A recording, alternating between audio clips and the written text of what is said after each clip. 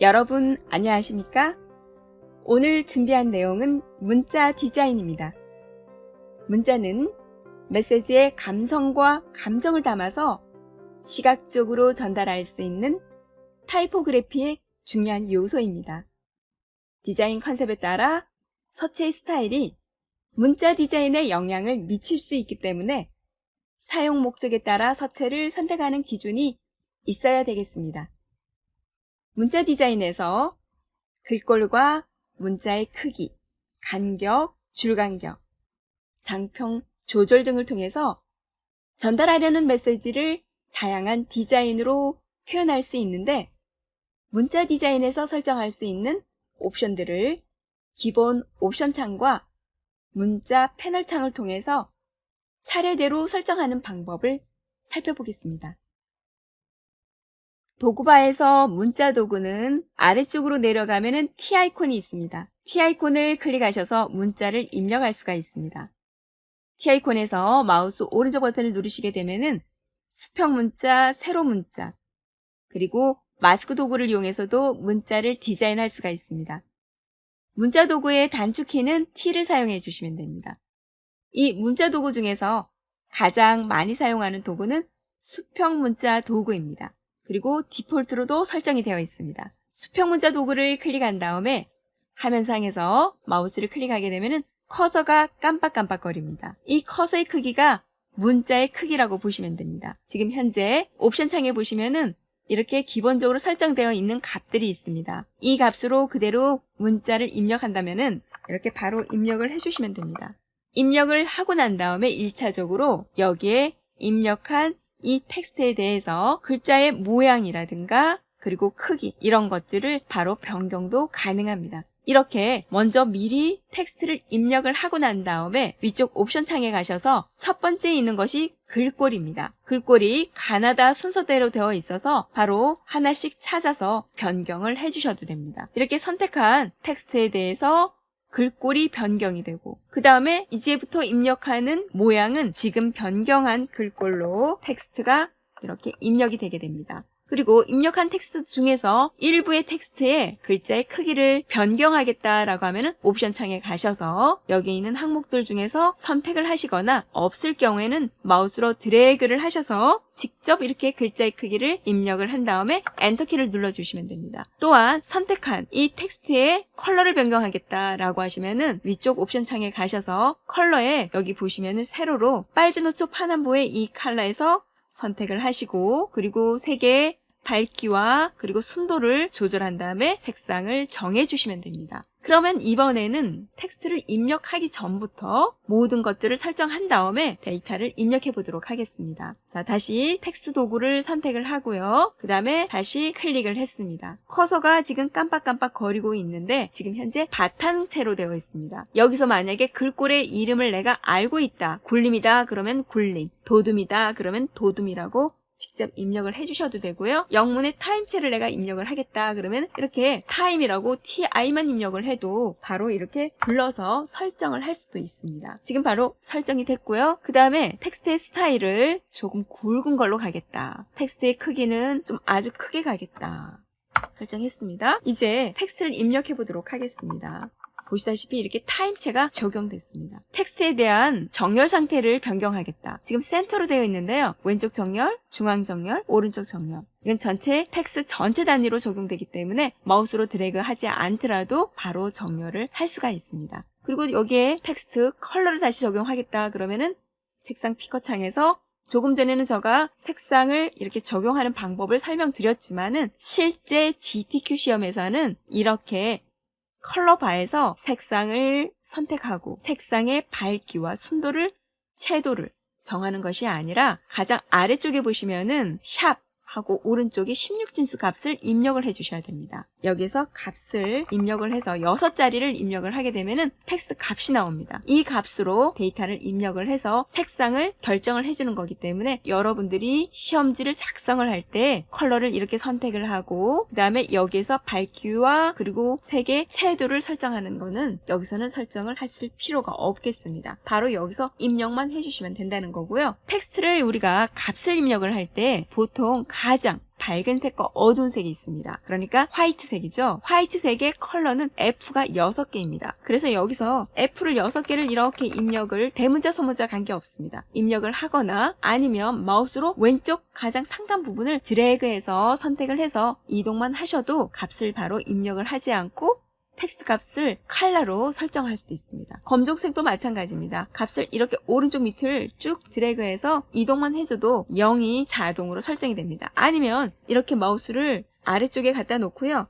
0을 6번 이렇게 입력을 한 다음에 값을 설정해 줘야 됩니다. 그러니까 문제에서 이렇게 흰색이나 검정색이 나왔을 때는 마우스로 해당하는 위치에 커서를 갖다 놓고 설정만 하면 직접 컬러 값을 입력을 하지 않으셔도 됩니다. 자, 여기서 엔터키를 누르면 바로 이제 검정색으로 텍스트를 입력을 할 수 있습니다. 텍스트를 우리가 입력을 할 때 컨트롤 엔터키를 누르면 텍스트 입력을 종료를 할 수 있습니다. 그러나 이제 일반적으로 사람들은 이동 도구를 이용해서 텍스트를 입력을 하는 것을 종료하는 사람들도 있습니다. 그러니까 텍스트를 이렇게 입력을 한 다음에요. 여기서 컨트롤 엔터키가 아니라 이동 도구를 클릭하게 되면 텍스트 입력을 종료할 수도 있습니다. 텍스트를 입력을 하다가 그만 텍스트 입력을 취소를 하고 싶다. 그럴 때는 키보드에서 ES 키를 누르시게 되면 텍스트 입력 상태를 취소도 가능합니다. 텍스트는 이렇게 텍스트를 하나씩 입력을 할 때마다 오른쪽 레이어 쪽을 보시게 되면은 별도의 레이어가 생성됩니다. 독립적으로 생성되게 됩니다. 그리고 텍스트의 내용이 이렇게 레이어상에 보이기도 하기 때문에 텍스트 레이어를 좀 찾기가 쉽습니다. 똑같은 내용이 아니라면은요. 그래서 이렇게 텍스트 레이어를 이렇게 보고서 텍스트의 내용, 속성 값들을 변경을 바로 이렇게 선택을 하지 않고도 가능하게 됩니다. 그러니까 레이어에 있는 부분을 이렇게 활성화가 되고 위쪽 옵션창이 열려져 있다라고 하면은 텍스트의 특정한 속성 값들을 바로 우리가 이렇게 속성을 변경도 가능합니다. 해당하는 텍스트의 값들을 삭제를 하려면은요, 레이어들을 모두 선택을 한 다음에 딜리트 버튼을 누르게 되면 한꺼번에 삭제도 가능합니다. 자, 이번에는 세로 방향으로 글자를 써보겠습니다. 도구에 가셔서 세로 문자 도구를 선택해 주십니다. 그런 다음에 커서 위치를 클릭해 주시면은 조금 전에는 세로 방향이었는데 커서가 이제는 누워 있습니다. 여기에서요, 이렇게 입력을 해 주시면 됩니다. 그런데 많은 사람들이 이런 사람들이 있습니다. 특히 세로 방향으로 텍스트를 입력을 할 때 이렇게 입력을 한다는 거죠. 텍스트 입력하고 엔터, 텍스트 입력하고 엔터 해주는 거죠. 이럴 필요가 없다라는 겁니다. 그러니까 바로 텍스트를 쭉 이렇게 입력을 해주시고 마지막에 컨트롤 엔터 키를 눌러주시면 세로 방향의 텍스트도 바로 입력이 가능하게 됩니다. 세로 방향의 텍스트도 가끔씩 문제로 출제가 되기 때문에 사용하는 방법을 익혀두시는 것이 도움이 되겠습니다. 자, 그러면 다시 가로 방향의 수평 문자 도구를 이용해서 문자를 입력해 보도록 하겠습니다. 자, 이렇게 포토샵이라고 텍스트를 입력을 했습니다. 이렇게 조금 전에 설정되어 있는 기본 값으로 설정되어 있지만 만약에 여기에 설정된 값을 변경을 하겠다. 그러니까 글꼴을 변경하겠다라고 하면은 조금 전에도 이야기를 했지만은 T 도구가 이렇게 활성화되어 있고요. 위쪽 옵션 창에서 바로 이렇게 글꼴을 하이라이트 시킨 다음에 이렇게 바로 글꼴을 입력만 해도 바로 변경이 가능합니다. 그리고 텍스트를 마우스로 이렇게 드래그를 하셔서 글자의 크기라든가 색상을 변경해 주시면 됩니다. 자, 이번에는 이제 글자에 대해서 뒤틀기 효과를 적용해 보도록 하겠습니다. 위쪽에 가시면 끝에서 두 번째 뒤틀기 텍스트 만들기가 있습니다. 첫 번째 보시면은 부채꼴 모양이 있습니다. 여기를 클릭하셔서 보시면은 바로 적용이 됩니다. 부채꼴 모양으로 이렇게 변경이 가능합니다. 문제에서 가끔씩 이렇게 기본이 50으로 되어 있지만 약간 낮게 설정되는 것도 있습니다. 왼쪽으로 이동을 하거나 아니면 반대 방향으로 보이는 경우도 있습니다. 그럴 때는 0을 기준으로 해서 왼쪽으로 이동해서 출력 형태에 맞게 구부리기를 설정해 주시면 됩니다. 부채꼴 아래쪽에 보시면 아래 부채꼴과 그리고 위 부채꼴이 있는데 이 값들은 이렇게 보시면은 한쪽으로 평평하고요. 아래쪽으로만 부채꼴 모양으로 이렇게 형태가 변형이 되는 부분이 아래 부채꼴입니다. 물론 위 부채꼴도 마찬가지입니다. 이렇게 보면은 아래쪽은 수평으로 평평하고 위쪽 부분만 부풀기가 적용이 되어서 위 부채꼴 뒤틀기가 적용이 됩니다. 자, 그러면 이번에는 이렇게 해보겠습니다. 레이어를 하나를 복사를 하고요. 복사한 이 텍스트에 대해서 이번에 다른 효과를 주도록 하겠습니다. 아치입니다. 위쪽에 부채꼴과 아래쪽에 아치 모양으로 적용한 부분을 같이 보고 있는데요. 같이 보고 있을 때에는 정확하게 구별이 가능합니다. 그러나 만약에 따로따로 되어 있을 때에는 이렇게 각각의 적용한 효과가 뒤틀기가 어떤 효과인지 약간 헷갈려 하시는 분들이 있습니다. 그러니까 부채꼴과 만약에 비교를 한다라고 하면은 부채꼴은 가장자리 부분이 이렇게 아주 경사가 되어 있다라는 거고요. 물론 안쪽에 있는 텍스트들도 약간씩 경사가 되어 있습니다. 그러나 아래쪽 아치 모양을 보시게 되면은 확실하게 텍스트가 세로 방향을 보고 있습니다. 전체 모양은 이렇게 구불리기가 되어 있지만은 위쪽과 비교를 하게 되면은 끝부분이 이렇게 수직 방향으로 정렬되어 있다라는 거죠. 그래서 아치와 부채꼴 이 부분이 약간 헷갈려하는 부분이고 아치 부분이 굉장히 아주 자주 문제로 나오기 때문에 아치와 부채꼴의 차이점을 확실히 구별하는 부분을 나름대로 이해를 하셔서 정리하실 필요가 있겠습니다. 그 다음은 돌출입니다. 돌출은 위쪽과 아래쪽으로 돌출이 되고요. 약간씩 값들을 이렇게 좀 조정을 해서 크게 작게 변경을 해주시면 되고요. 기본값은 50이라고 보시면 되겠습니다. 그 다음에 아래가 넓은 조개, 여기는 가장자리가 약간씩 이렇게 찌그러진다라고 보시면 될 것 같습니다. 그리고 위가 넓은 조개, 여기도 보면 아래쪽으로 약간 텍스트가 좀 찌그러졌다라는 걸 알 수가 있죠. 그 다음에는 이제 깃발 부분을 보도록 하겠습니다.